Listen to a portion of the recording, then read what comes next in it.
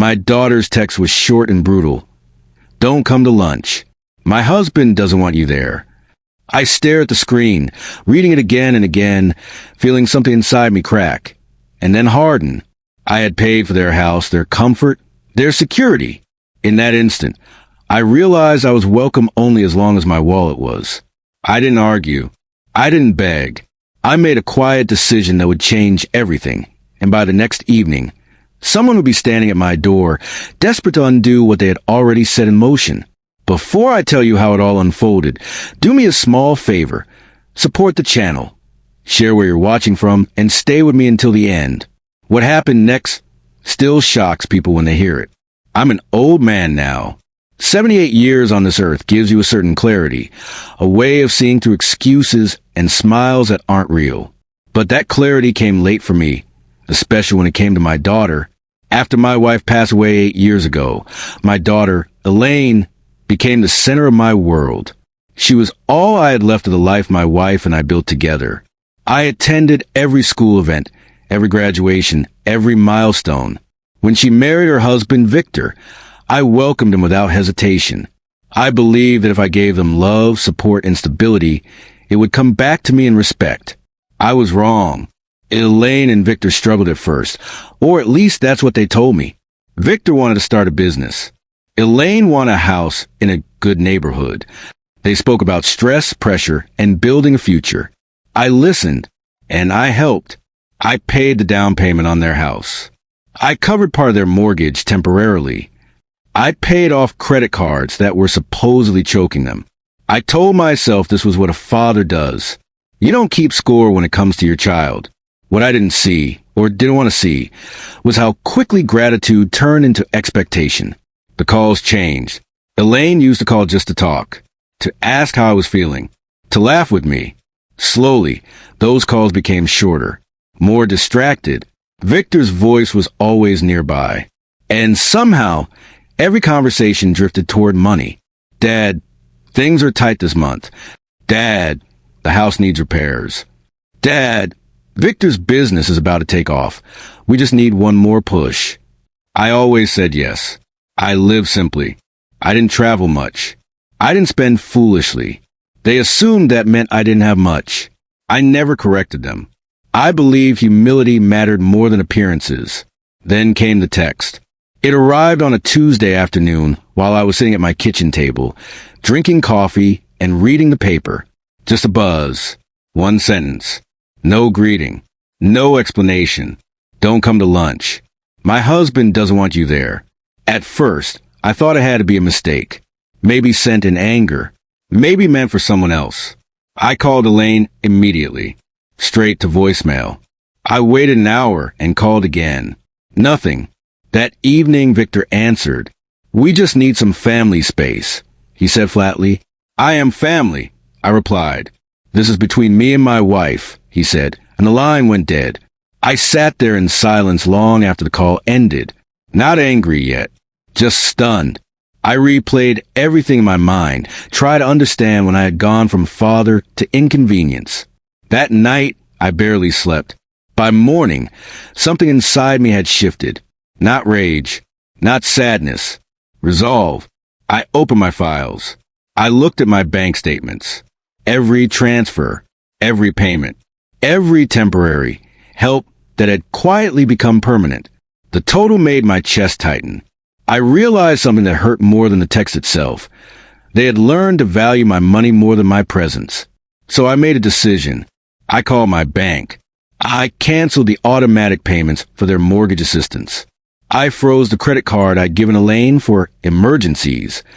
I stopped every outgoing transfer connected to them. I didn't announce it. I didn't warn anyone. I simply stopped. Within hours, my phone lit up. Dad, something's wrong with the account. Dad, the payment didn't go through. Please call me. I didn't respond. That evening, as the sun dipped low and the house grew quiet, I heard a knock at my door. Slow, hesitant, then another. I already knew who it would be. And as I stood up from my chair and walked toward the door, I understood something clearly for the first time in months. This wasn't the end of the story. It was the beginning. I didn't rush to open the door. At my age, You learn the value of silence. You learn that the person on the other side of the door is often far more anxious than you are, and that gives you time to think. The knocking came again, louder this time. Dad. Elaine's voice cracked through the wood. Please open the door. I opened it slowly. She stood there with Victor half a step behind her, his jaw tight, his eyes already scanning inside of my house like he was evaluating property, not greeting a man who had raised a woman beside him. Elaine looked different, pale, tense. The confidence she usually carried was gone. Can we come in? She asked. I stepped aside without a word. They walked into my living room. The same living room where Elaine had learned to walk, where she cried over her first heartbreak, where she'd sat with me after her mother's funeral and promised we'd always look out for each other. Neither of them sat down. Dad, Elaine started, there's been some kind of mistake. Our mortgage payment bounced. Victor's car got declined at the grocery store. Victor crossed his arms. We need to understand what's going on. I looked at them calmly. There's no mistake. Elaine blinked. What do you mean? I stopped the payments. The room went silent. Victor was the first to react. You can't just do that. I already did. Elaine's face twisted with confusion and hurt. Why would you do this? We didn't do anything wrong. I let that sit for a moment. Then I spoke. You told me not to come to lunch. You said your husband didn't want me there. Elaine glanced at Victor, then back at me. That was just one lunch. One lunch. I repeated softly. Is that what I am to you now? Someone you can uninvite when it's inconvenient. Victor stepped forward. Look, this isn't about feelings. This is about finances. You know we're depending on that help. That help, I said, was never supposed to be permanent. But you never said that. Elaine shot back. You never said there were conditions. There weren't, I replied. Until I realized I wasn't family anymore, just funding. Elaine's eyes filled with tears. That's not fair. What's not fair, I said evenly, is being pushed out of your life while still being expected to pay for it. Victor scoffed. You're overreacting. I looked at him then, really looked at him, at the man who lived in a house I helped buy, who drove a car I helped pay for, who stood in front of me now acting like I was unreasonable for expecting basic respect. You don't get to tell me how to react, I said. Not in my house. Elaine's voice trembled. Dad, we just needed boundaries. Boundaries? I echoed. Boundaries are about space, not exclusion. Boundaries don't come with financial strings attached. Victor's tone sharpened. So what, you're punishing us? No, I replied. I'm protecting myself. Elaine wiped her cheeks. We have bills due. We planned our lives around your support. That sentence landed heavier than she realized. You planned your lives around my money, I corrected. Victor exhaled sharply. You're being dramatic. I walked to my desk drawer and pulled out a folder. Inside were printed statements, neatly highlighted. In the last 2 years, I said, opening it, I paid for your down payment, covered part of your mortgage, cleared credit cards, and wired money for emergencies. Elaine stared at the pages. The total, I continued, comes to just over $120,000. Victor's face changed. Just for a second. Surprise. Fear. Elaine whispered. I didn't realize it was that much. That's part of the problem, I said. You stopped realizing anything about me. Victor shook his head. This isn't fair. You never complained. I didn't complain because I trusted you. Elaine stepped closer. Dad, please, just restart the payments. We'll talk about lunch later. We'll fix it. I closed the folder. No. Victor's voice hardened.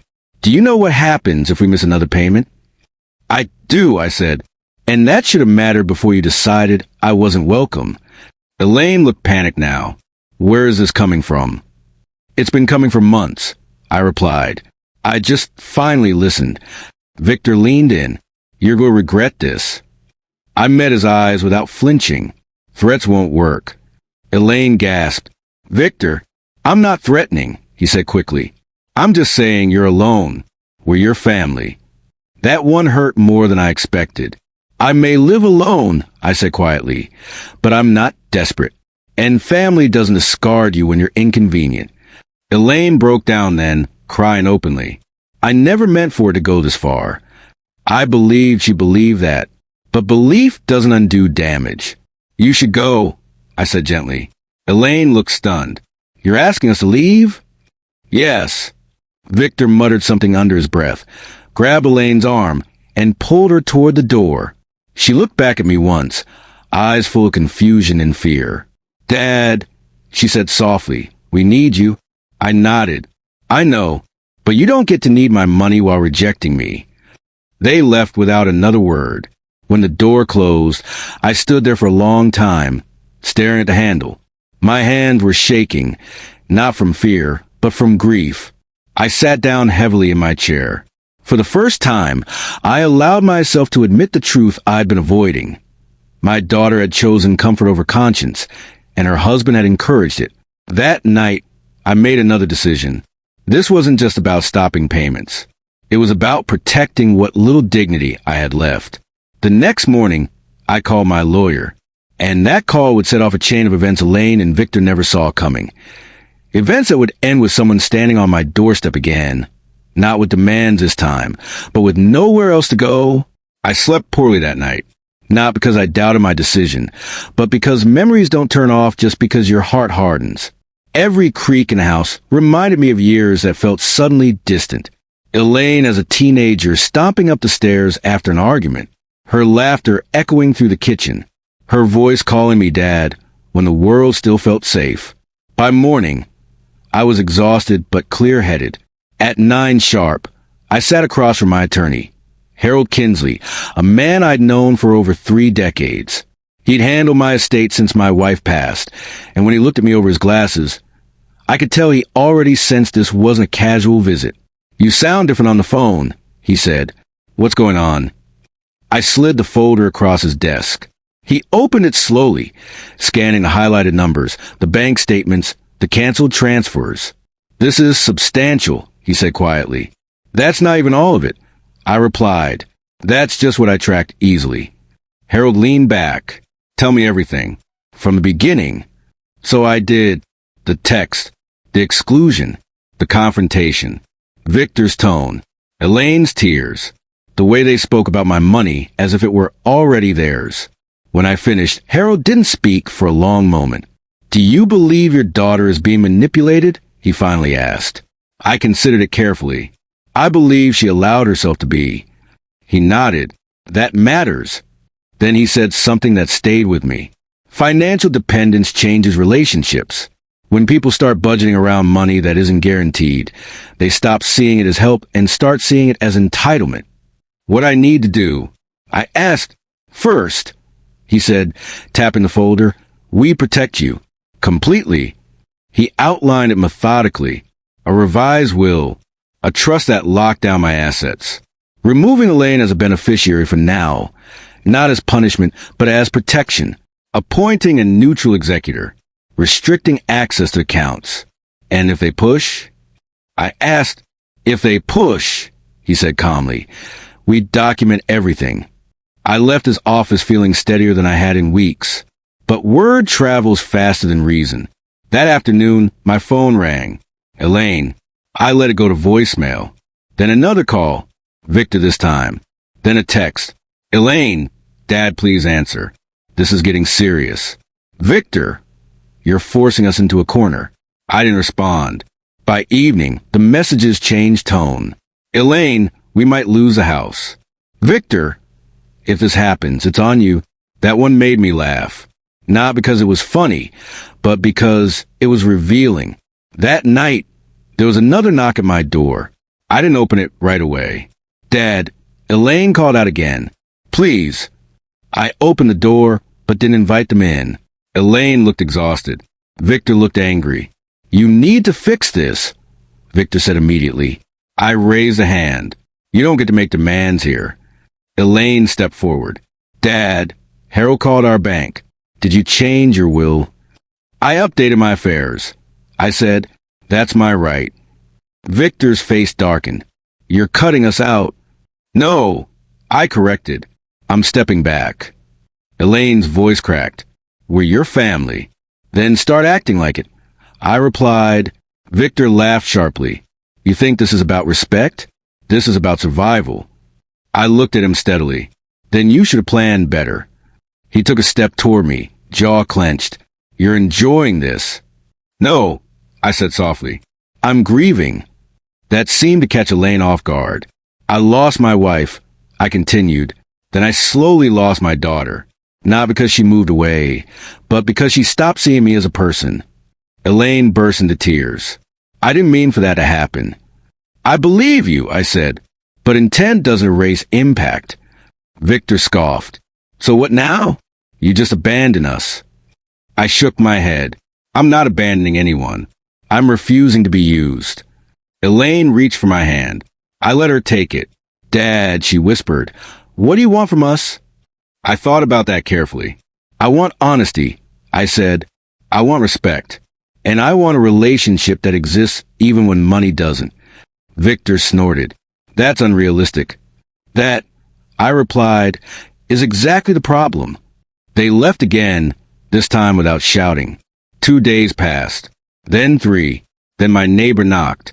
Your daughter's car's been parked outside since this morning, she said gently. I looked out the window. Elaine sat in the driver's seat, staring straight ahead. I went outside. She rolled down the window. Her eyes were red. He's furious, she said. He says you're ruining our lives. And what do you think?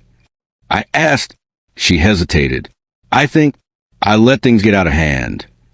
That was the first honest thing she'd said in weeks. I didn't stop him, she admitted. I didn't stop myself either. I nodded. That's a start. She swallowed. We're behind on everything. He's blaming you. But part of me knows this didn't start with you. I leaned against the fence. Elaine, when did Victor start talking about my money? She closed her eyes. Before we got married. That answer told me everything. Then this isn't about one lunch, I said. It's about years of choices. She nodded slowly. I don't know what to do, she whispered. For now, I said, go home. Take space. Think without someone telling you what you're owed. She looked at me, really looked at me. You're not going to help us, are you? I shook my head gently. Not like before. She nodded, defeated. That night, Victor sent one final message. Victor, you'll regret turning your back on your own blood. I replied once. Me, blood doesn't excuse betrayal. The next morning, Harold called. They've contacted a lawyer, he said. They're asking about contesting future arrangements. I wasn't surprised. What do we do? I asked. We stay calm, he said, and we prepare. Because whether they realize it or not, they cross the line. And once that line is crossed, there's no going back, only consequences. And soon, those consequences would come knocking harder than they ever had before. By the end of that week, I understood something I'd never wanted to admit. This wasn't just a family disagreement. It was a power struggle. When money enters a relationship quietly, it leaves loudly. Harold's warning stayed in my head. People who feel entitled don't back down easily. And he was right. The first sign came on Monday morning. I stepped outside to get my mail and found a thick envelope shoved halfway into my mailbox. No stamp. Hand-delivered. Inside was a letter from a law firm I didn't recognize. It wasn't a lawsuit. Not yet. It was a notice of concern. They claimed my daughter and her husband were worried about my mental and financial well-being and wanted to open a conversation about ensuring I was properly supported in my later years. I read it twice. Then I laughed. A short, humorless sound. So this was a new angle. Not reconciliation. Not apology. Control. I called Harold immediately. They're laying groundwork, he said after reading it. This is how it starts. Soft language. Concern. They want leverage. Can they do anything? I asked. Only if you give them openings, he replied. And you won't. That afternoon, Elaine showed up alone. No Victor this time. She looked smaller without him. Less sure. I didn't know about the letter, she said as soon as she stepped inside. I swear, I believed her. But belief didn't change reality. They're questioning my competence. I said calmly, "That's not an accident." She sat down slowly. "Victor says you're being manipulated by your lawyer." I smiled faintly. "Interesting. Because Victor has been manipulating you." Her shoulders sagged. "He's scared," she said. "So am I," I replied. "The difference is I'm not using fear to control anyone." She rubbed her temples. "He thinks you're trying to punish us."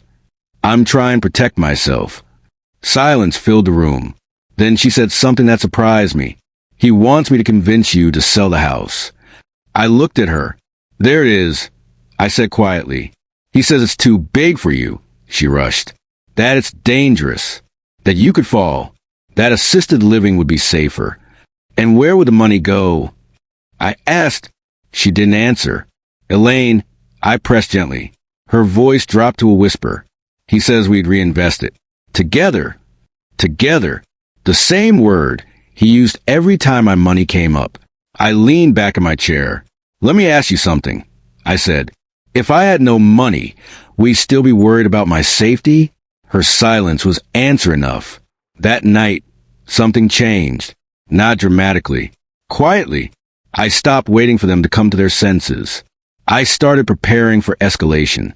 Harold arranged for a full medical evaluation, voluntary, documented, thorough, cognitive tests, physical exams, independent assessments. I passed everything easily. "Good," Harold said. "Now if they try anything, we shut it down immediately."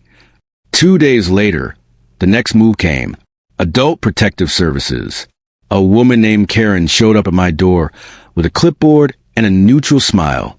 "Mr. Adler," she said, "we received a report expressing concern about your well-being." I invited her in. We talked for nearly 2 hours. I showed her my financial records, my legal documents, my daily routines, my medical results. She asked about my daughter. I didn't badmouth her. I didn't need to. Facts spoke loudly enough. At the end, Karen closed her folder. "I see no signs of neglect, impairment, or exploitation of you," she said carefully. I nodded. "But," she added, "I do see potential financial pressure coming toward you." That was the first time anyone outside Harold had said it out loud. After she left, my phone rang. "Victor." I let it go to voicemail. Then Elaine called. "APS came by," she said shakily. "Victor's furious. He says you humiliated him." I sighed. "He humiliated himself. He's saying if you don't cooperate, he'll take this further." "For example?" She swallowed. "Court." That night, I didn't sleep. Not from fear. From clarity. Because now I understood exactly what Victor wanted. Not reconciliation. Not family peace. Control over assets. And control only works when the other person feels guilty enough to surrender. The next morning, I did something I should have done months earlier. I froze everything. No new transfers. No shared access. No verbal agreements. Harold sent formal notices. Boundaries in writing carry weight emotions never do. 2 days later, Victor finally confronted me face to face. He didn't knock. He rang the bell and leaned on it. When I opened the door, he was already talking. "You've gone too far," he snapped. "APS? Lawyers? This is insane." I stayed calm. "You escalated first." "You're tearing this family apart," he said. "No," I replied. "You did, when you treated me like an obstacle instead of a person." Elaine stood behind him, silent. "You think you're clever," Victor sneered. "But courts don't look kindly on elderly people being isolated by lawyers." I raised an eyebrow. "Is that a threat?" He paused, then smiled thinly. "It's a warning." That smile told me everything. "Get out," I said. Victor laughed. "You can't shut us out forever." "I don't need forever," I replied, "just long enough for the truth to catch up." After they left, Harold called within the hour. "They're preparing something," he said. "Probably a petition. Weak but disruptive." "Let them," I replied, because by then, something else had already started moving. Quietly, efficiently. Victor didn't know it yet, But when you build your life on borrowed money and borrowed authority, the moment that support disappears, everything collapses faster than you expect. And soon, very soon, they'd feel exactly what it's like to be excluded, not from a lunch, but from the illusion they'd been living inside. I was watching. There's a strange calm that settles, and once you accept the hard truth, once you stop hoping people will suddenly become who you thought they were, that calm is dangerous. For those who underestimate it, Victor thought pressure would make me fold. Instead, pressure made him sloppy. It started with silence. For nearly a week after their last visit, there were no calls, no texts, no emails. That alone told me more than any confrontation could. People who are truly done don't go quiet. People who are plotting do. Harold confirmed it 2 days later. They've spoken to a different attorney, he told me. Not someone experienced. Someone aggressive. What does that mean? I asked. It means they're being told what they want to hear, not what's true. That same afternoon, I ran into Elaine by accident. She was at the grocery store near my house, the one she never used to shop at. She looked thinner, tired. She didn't see me at first. When she did, she froze. "Dad," she said softly. I nodded. "Elaine." We stood there awkwardly, surrounded by carts and fluorescent lights, like strangers who shared a past neither knew how to name anymore. "Are you okay?" she asked. "I am," I said truthfully. "Are you?" She hesitated. "I don't know." That honesty surprised me. We walked outside together, neither of us suggesting it outright. Victor wasn't there. That mattered. "He's not sleeping," she said suddenly. "He's angry all the time." I said nothing. "He keeps saying you're doing this to punish us, that you're trying to control us." I stopped walking. "Elaine," I said gently, "who has controlled who for the last 2 years?" She looked down. "He says you've always had the upper hand because of money." And yet, I replied, "The moment I stopped giving, everything fell apart." She swallowed hard. "He wants me to side with him," she admitted. "Completely. No more talking to you." I nodded. "That's how control works. It demands exclusivity." Her voice broke. "I don't recognize him anymore." I looked at her carefully. "Do you recognize yourself?" That question hit harder than anything else I'd said. She shook her head slowly.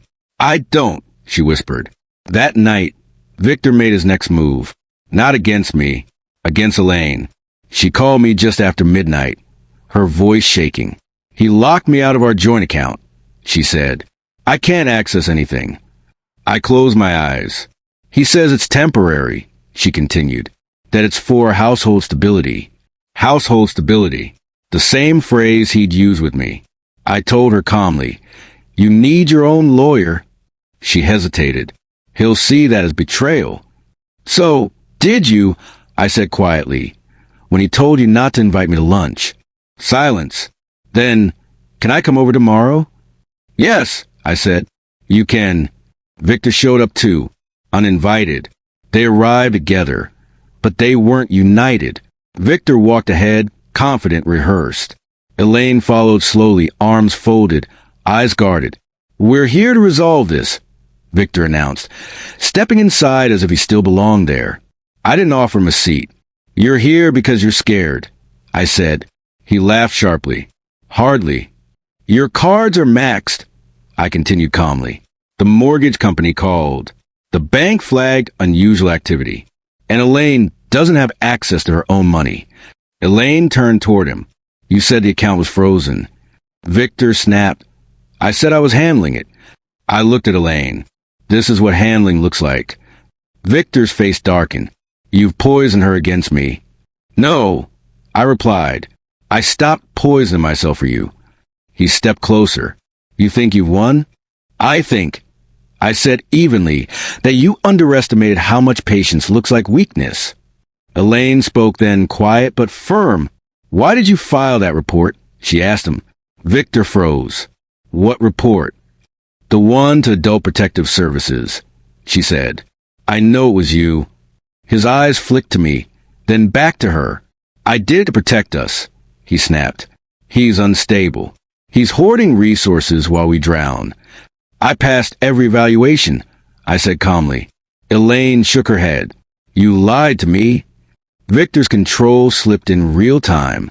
If I hadn't done something, he yelled, we'd lose everything. You already lost something. Elaine said, you lost me. The room went silent. That was the moment. The exact second Victor realized control had failed. You're choosing him, he said coldly. Elaine straightened. I'm choosing myself. He turned on me. You planned this. No, I replied. You revealed yourself. Victor stormed out. Elaine stayed. She didn't cry. She just sat down and exhaled like someone who'd been holding their breath for years. I don't know what happens next, she said. I do, I replied gently. It gets harder before it gets clearer. The next week was chaos. Victor moved out. He froze credit lines. He sent legal threats. He told mutual friends I was manipulating Elaine. It didn't work. Because lies collapse when they're rushed. Harold filed formal responses. Elaine hired her own attorney. And then the final blow landed, not from me, but from reality. Victor's employer suspended him. Not because of me. Because one of the payments he'd routed through his work account, an account I'd unknowingly funded, triggered an internal audit. Within days, his financial house of cards began to fall. Elaine showed up at my door one evening with a small suitcase. I'm not staying forever, she said. Just for now. I nodded.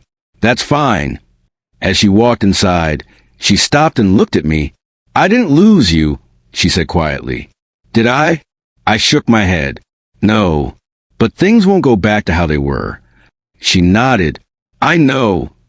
That night, as I turned off the lights, my phone buzzed. A message from an unknown number. Victor, you think this is over? It's not. I stared at the screen for a long moment. Then I deleted the message. Because when someone has nothing left but threats, the ending has already begun. And Victor was about to learn that losing control feels very different from losing money. It feels permanent. It wasn't loud anymore. It was strategic. When Victor sent that last message, you think this is over? It's not. I didn't respond. Not because I was afraid, but because I finally understood something that took me most of my life to learn. People like Victor don't want conversation. They want reaction. And silence stars them. The next morning, Harold called early. He's filed a civil complaint, he said. Baseless. Emotional distress. Interference with marital harmony. Financial coercion. I almost laughed. At your age, Harold added, judges hate this kind of thing. At any age, I replied, but especially mine. Elaine was sitting at my kitchen table when I got off the phone. She'd slept maybe 2 hours. Her coffee sat untouched. He's suing you, I told her calmly. She closed her eyes. I knew he would. What matters, I continued, is how you respond. She looked at me. I don't know how to respond to any of this anymore. I sat across from her. Then listen carefully. I said, this is where you stop reacting and start deciding. She nodded slowly. That afternoon, Elaine's attorney, Marissa, came by. Sharp woman. Clear eyes. No patience for nonsense. He's panicking. Marissa said after reviewing everything. That lawsuit isn't meant to win. It's meant to scare you back into compliance. Elaine frowned. Compliance with what? With silence. With guilt. With going back. Elaine swallowed. I'm not going back. Marissa nodded. Then you need to prepare for escalation. She wasn't wrong. Victor escalated fast. First, he contacted extended family. Cousins Elaine barely spoke to anymore. He told them I'd brainwashed her, that I was financially abusive, that I was isolating her. None of it stuck, because Elaine did something Victor didn't expect. She spoke, not publicly, not dramatically. She called each person herself, and she told the truth. I wasn't isolated, she said again and again. I was controlled, and now I'm not. Some believed her, some didn't. But the most important thing? She wasn't explaining anymore. She was stating. Victor hated that. 2 weeks later, the APS investigator returned. Not for me, but for Elaine. Victor had filed another report, this time claiming she was being manipulated. Elaine sat calmly during the interview. She answered every question. She provided documentation. She handed over bank records showing Victor's unilateral control of finances. When the investigator left, she turned to Elaine and said, "You're not the one who needs protection." That report backfired spectacularly. Victor's attorney withdrew shortly after. Then came the employer fallout. The internal audit didn't just suspend Victor. It terminated him. For cause. Unauthorized financial activity. Misuse of company accounts. Ethical violations. Elaine found out when his HR department mailed paperwork to their shared address. She stared at the envelope for a long time before opening it. "He's going to blame me," she said quietly. "He already does," I replied. "That doesn't change." Victor showed up that night. Not at my house. At hers.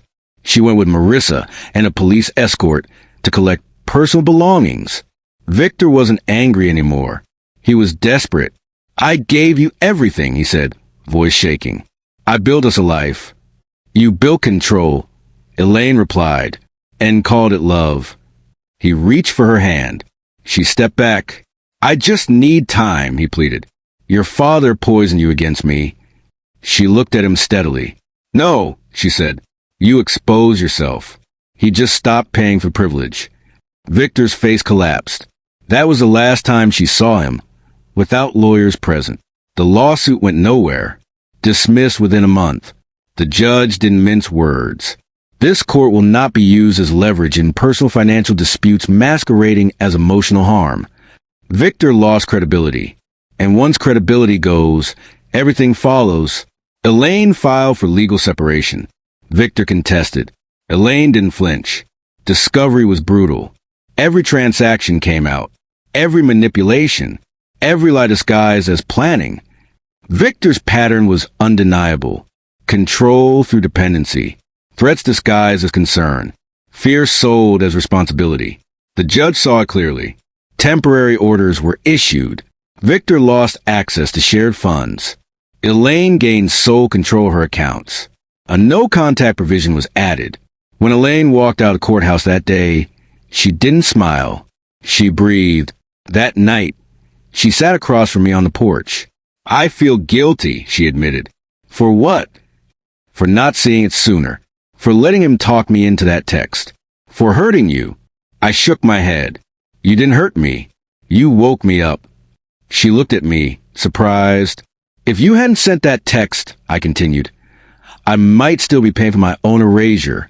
She laughed weakly. "I never wanted to erase you." "I know," I said, "but silence can do damage even without intention." She nodded. Weeks passed. Then months. Victor faded from daily life. But consequences kept arriving. He couldn't find comparable work. His reputation followed him. The people who once praised his ambition now whispered about ethics. Elaine moved into her own apartment. Small, quiet, peaceful. The first place that was entirely hers. One evening, she invited me over for dinner. She cooked, burned the rice. We laughed. It felt normal. Later, as I was leaving, she stopped me. "Thank you," she said, "for not rescuing me, for letting me walk through it." I smiled. "You didn't need rescuing. You needed space." She nodded. I didn't know how much I was shrinking until I stopped. As for me, I slept better, lived lighter. My money sat untouched, and for the first time, so did my dignity. Victor tried once more. A letter. No threats. No demands. Just regret. I didn't respond. Because closure doesn't always require conversation. Sometimes it requires boundaries that stay closed. By the end of part 6, nothing exploded. Nothing dramatic happened. But something far more powerful did. Control died quietly. And in its place grew something Victor could never tolerate. Independence. And once that takes root, no amount of manipulation can survive it. The last time I heard Victor's name spoken out loud, it wasn't with anger. It was with indifference. And that I learned late in life, is a real ending to stories like this. Months had passed since Elaine moved into her apartment. The legal separation had settled into a quiet, grinding process. Paperwork, deadlines, silence. Victor no longer sent messages. His lawyers did, briefly, until they stopped too. When someone loses leverage, they lose interest. I kept my routine simple. Morning walks, reading by the window, cooking for myself. For the first time in years, my life didn't revolve around anticipating someone else's crisis. Elaine visited every Sunday, not out of obligation, out of choice. One afternoon, as we sat at the table drinking tea, she said something that stayed with me. I used to think love meant endurance, she said, that if something hurt, it meant it mattered. I looked at her, and now I think love is clarity, and peace, and being able to breathe. I nodded. That's wisdom, and it usually comes after pain. Victor tried one final maneuver that fall. Not legal, social. He reached out to mutual acquaintances, old friends of Elaine's, painted himself as a man destroyed by abandonment, claimed he'd been cut off unfairly, that Elaine had changed. Some people believed him. Most didn't. But Elaine didn't chase the narrative anymore. She let people decide. And that, too, took strength. One evening, she came over holding an envelope. I got the final settlement proposal, she said. We sat together while she read. Victor wanted a clean break. No spousal support. No claims. No appeals. Just done. She looked up at me. It's over. I waited for emotion, relief, joy, rage. Instead, she exhaled slowly. I thought it would feel bigger, she said. It usually doesn't, I replied. The end of something heavy often feels quiet, like putting down a bag you forgot you were carrying. She smiled faintly. That's exactly it. The divorce finalized 2 months later. Elaine kept her name, her job, her autonomy. Victor disappeared into obscurity. No dramatic downfall. No public reckoning. Just consequences catching up. And consequences, I learned, don't need witnesses. They just need time. Elaine changed after that. Not overnight, but steadily. She laughed more easily. She slept better. She stopped apologizing for taking up space. She redecorated her apartment with colors Victor used to call impractical. She took a trip alone. She learned what she liked without someone editing her preferences. One night, she said, I don't know who I'm becoming. That's okay, I told her, as long as it's someone you choose. As for me, I took a long look at my own life. I updated my will again, not out of fear, but intention. I redirected funds toward causes that mattered to me. I began volunteering at a local senior advocacy group, quietly at first, then more often. I listened to stories that sounded uncomfortably familiar. Children who treated parents like accounts. Spouses who framed control as care. Silence that looked like peace until it wasn't. And when they asked me how I knew what to do, I told them the truth. I didn't, I said. I just stopped paying for disrespect. That phrase spread. Not loudly, but effectively. Elaine once asked me if I regretted anything. I thought about it for a long time. I regret confusing love with obligation, I said. I regret thinking money could buy harmony. And I regret waiting so long to believe my discomfort. She nodded. I regret not trusting myself sooner. We sat with that. Then she said, but I don't regret leaving. Neither do I replied. On my 79th birthday, Elaine gave me a small framed photo. It was the two of us laughing, taken without permission. No posed smiles. No performance. Just presence. On the back, she'd written, "Thank you for choosing yourself." It taught me how. That night, after she left, I sat alone in my chair and understood something fully. Family isn't proven by how much you give. It's proven by how much you're allowed to keep. Your voice, your boundaries, your dignity. Victor never understood that. And by the time he might have, it no longer mattered because the story wasn't about him anymore. It never really was. It was about an old man learning, Finally, that respect isn't something you earn by sacrifice. It's something you protect by saying no. And once you do, the people who only value what you provided will disappear, leaving behind something far better. Peace. By the time winter settled in, the house felt different. Not emptier. Quieter. The kind of quiet that doesn't ache. I had spent most of my life surrounded by noise, expectations, obligations, constant low-grade tension disguised as family closeness. When that noise disappeared, I realized how tired I'd been. People think loneliness comes from being alone. They're wrong. Loneliness comes from being surrounded by people who don't see you. I woke every morning before sunrise, the same habit I carried for decades. I brewed coffee, sat by the window, and watched the neighborhood wake up. Cars pulled out of driveways. Porch lights clicked off. Life moved forward, indifferent to personal wreckage. That was comforting. Elaine called me one morning in January. "Dad," she said, her voice lighter than it used to be, "I got promoted." I smiled before she finished the sentence. "Tell me everything." She did. The raise. The responsibility. The way her manager said, "You've changed this year, more confident, more decisive." After we hung up, I sat there holding the phone long after the call ended. Not because I was emotional, because I was proud, not of the promotion, of the growth. Victor hadn't contacted either of us since the divorce finalized. No messages, no attempt through friends, no late-night apologies. Silence can mean many things. In this case, it meant surrender. I heard bits and pieces through distant channels. People talk, even when you don't ask them to. Victor had moved in with a co-worker temporarily. The house they'd once lived in was sold at a loss.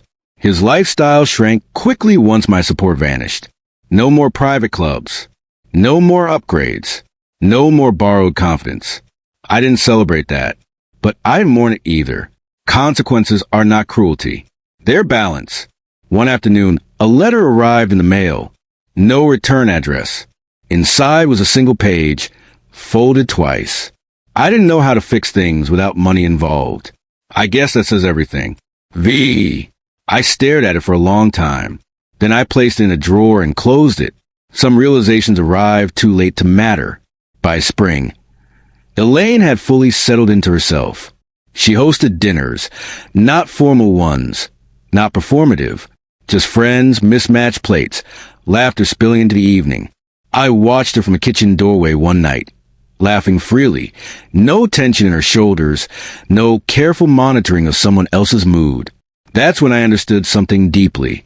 Ending a toxic relationship doesn't just remove pain, it returns energy. Elaine had more of it now. So did I. I started doing things I'd postponed for years. I joined a walking group for seniors. I signed up for a woodworking class at the community center. I fixed things around the house not because someone demanded it, but because I wanted to. I stopped explaining myself. Stopped justifying my choices. Stopped feeling guilty for having limits. One afternoon, during a group meeting at the Senior Advocacy Center where I volunteered, a man about my age spoke up. "My son says I owe him," he said quietly, "because I'm his father." The room went silent. I leaned forward. "What do you think you owe him?" He hesitated. "I don't know anymore." "That's the right answer," I said gently, "because love isn't a debt, and parenting isn't a lifetime contract where you're allowed to be drained." People nodded. Some cried. I understood why. We grow up believing sacrifice is proof of love, but sacrifice without respect becomes erasure. One evening, Elaine asked me something unexpected. "Do you ever miss who I used to be?" she asked. I looked at her. "I miss how much you were hurting, because I didn't see it sooner." She swallowed. "I was scared to tell you. I didn't want to disappoint you." "You never could," I said, "but I'm glad you stopped trying to survive quietly." That night, after she left, I sat alone again, but not with sadness, with gratitude. Gratitude that I'd finally learned something at an age when many people stop learning. That boundaries don't push good people away. They reveal who was never good to begin with. Months passed. Life didn't become perfect, but it became honest. An honest life is lighter. On a warm summer afternoon, Elaine showed up unexpectedly, holding a small plant. "For your garden," she said. "It's hardy, low maintenance." I chuckled. "Sounds familiar." She smiled. "I thought so." We planted it together, side by side. No hierarchy, no obligation. Just two people choosing to be present. Later that evening, as I sat on the porch watching the sun dip below the trees, I reflected on everything that had happened. The text, the exclusion, the realization, the decision, the fallout, the rebuilding. If I could speak to my younger self, the man who believed love meant endless giving, I would tell him this. You don't lose family by refusing to be mistreated. You lose illusions. And illusions are expensive. Victor once thought my money was security. He was wrong. My strength was... Elaine once thought endurance was loyalty. She knows better now. And me? I finally understand that dignity doesn't come from how much you provide. It comes from knowing when to stop. So, if you're listening to this story and something in your chest feels tight, pay attention to that feeling. It's not weakness. It's awareness. And awareness is where freedom begins. This was never a story about punishment. It was about choosing not to be erased. And that choice, quiet, firm, unannounced, changed everything. By the time autumn returned, I no longer measured my days by what I'd lost. I measured them by what no longer hurt. There's a strange moment that comes after betrayal. Not the immediate shock, not the anger, not even the grief, but the quiet realization that the wound has closed. You don't remember the exact day it happened. You just notice one morning that you woke up without bracing yourself. That's when you know you're free. Elaine stopped calling Victor by name. When she spoke of that chapter, she referred to it as before. The way people talk about storms after the sky has cleared. No bitterness. No obsession. Just distance. And distance, I learned, is mercy for yourself. She invited me over one evening in October. No reason. No announcement. Just, come over. I'm making soup. Her apartment smelled like garlic and herbs. Music played softly in the background. The windows were open, letting in cool air. She looked at ease. Not careful. Not guarded. At ease. As we ate, she told me she started dating again. Not seriously. Slowly. "I'm not trying to replace anything," she said. "I'm just letting myself be seen." I nodded. "That's how it should be." She smiled. "I learned that from you." That startled me. "I didn't teach you that," I said. "You did," she replied, "by finally choosing yourself." Later that night, after I returned home, I sat in the living room and thought about how many years I'd modeled the wrong lesson, how often I'd shown her that love meant overextending, swallowing discomfort, keeping peace at personal cost, and how powerful it was to correct that lesson, not with speeches, but with action. Victor never contacted us again. No apologies, no confrontations, no explanations. That, too, was a kind of truth. Some people don't seek closure. They seek advantage. When the advantage disappears, so do they. I heard, eventually, that he'd moved to another state. New job, new circle. Same patterns, I suspected, but that was no longer my concern. I'd learned something crucial. Closure doesn't come from the other person understanding what they did. It comes from you understanding what you'll never accept again. I spent more time at the Senior Advocacy Center. I wasn't a leader. I wasn't a speaker. I was a listener. People told me stories that echoed my own. A man whose daughter only visited when she needed help. A woman whose son controlled her finances for her safety. A grandmother who'd been pressured to sell her home for the family. And every time I said the same thing.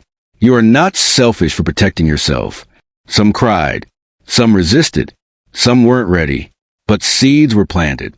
And seeds don't need permission to grow. One afternoon, a volunteer asked me why I kept coming back. I thought about it. Because no one warned me.